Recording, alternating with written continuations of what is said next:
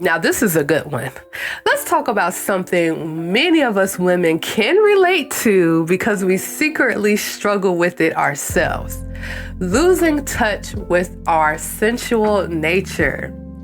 Sensuality is our birthright. It's woven into our feminine energy, but somewhere along the line, many of us have disconnected from it. We stop feeling, we stop savoring, we stop living in our bodies, and instead we live inside of our heads. Why? Why does this happen? One of the biggest reasons is conditioning. From a young age, we're taught that being sensual is dangerous, it's inappropriate, and it's shameful.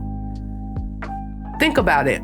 How often were you told as a girl to cover up, to sit properly, or to be careful not to draw too much attention?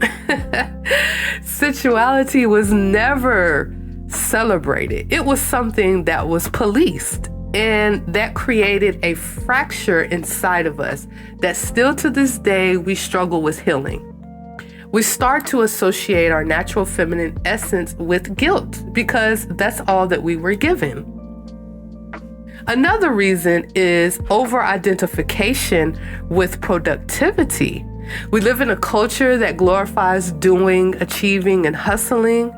Pleasure is treated like a luxury, something you earn after you've done the work, after you've worked yourself to exhaustion, and after you started to feel and experience burnout.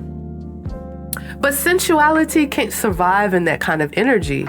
Sensuality requires your presence. It requires you to slow down and to soften your pace. And for women who are constantly in survival mode, there's just no space for that. Pleasure gets pushed to the bottom of the list. Then there's trauma and heartbreak. For so many women, experiences of violation, of rejection, and of abandonment created a disconnect from the body. Instead of feeling safe in their sensuality, they shut it down as a form of protection. And while that numbness may have helped them survive at one point, it also keeps them from experiencing the fullness of life. As children, we were told that we were doing too much. To sit down, you're doing too much.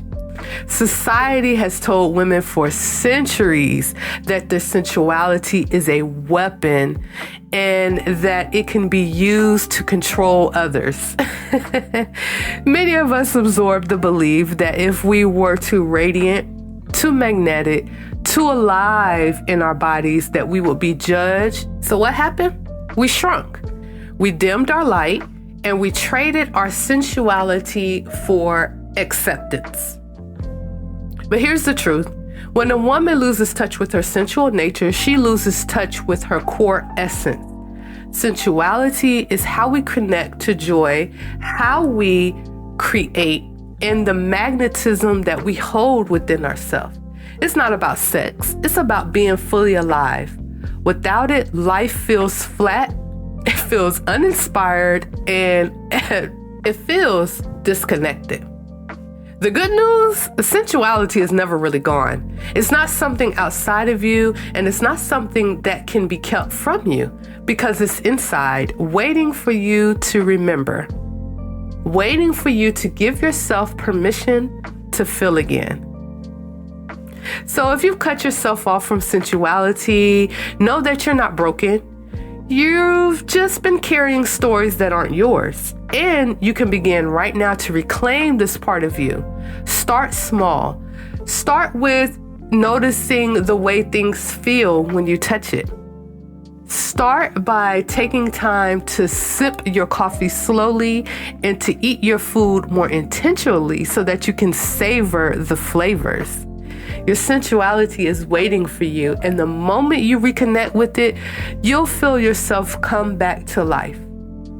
If this spoke to you, share your own experience in the comments. I love to hear your story. And if you're ready to explore sensuality on a deeper level, I invite you to join the private Discord community, House of Honey and Gold. The link is down in the comments.